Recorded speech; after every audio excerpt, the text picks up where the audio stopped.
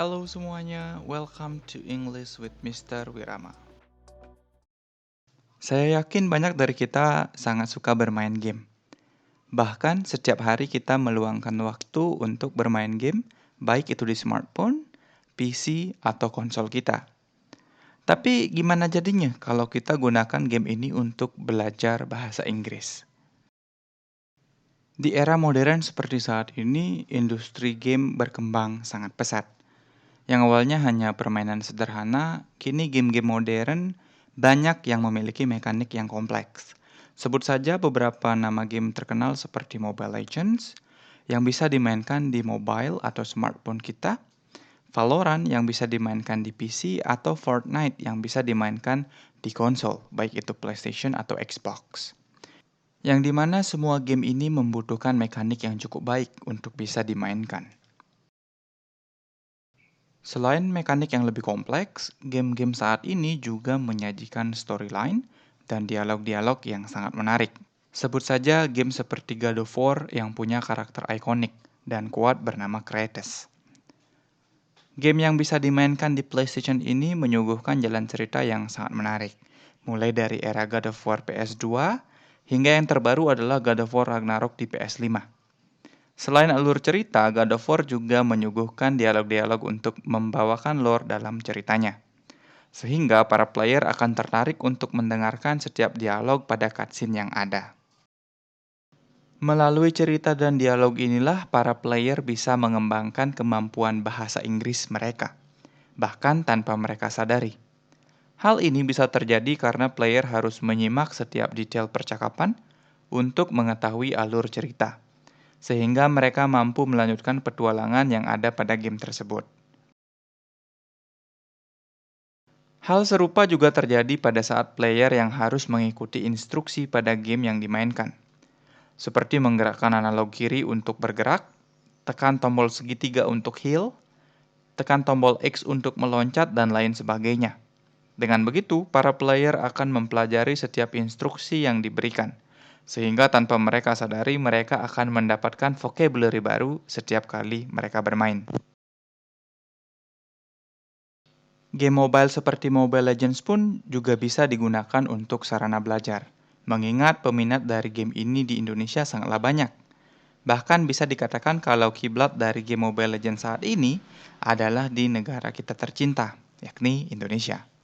Di sini Mobile Legends memberikan deskripsi yang cukup lengkap kepada setiap item-itemnya, mulai dari efek sampai kecocokannya dengan item lain. Sehingga deskripsi inilah yang akan memaksa para player untuk setidaknya memahami setiap deskripsi yang dipaparkan dalam bahasa Inggris ini.